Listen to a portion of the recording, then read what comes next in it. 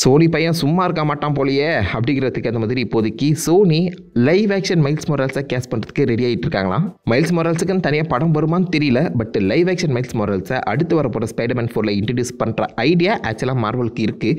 But அதை வந்து நம்ம சோனி முன்னாடியே பண்ணலாங்கிற ஒரு தாட்டில் இப்போதைக்கு மைல்ஸ் மொரால்ஸை தேடிட்டு இருக்காங்களாங்க.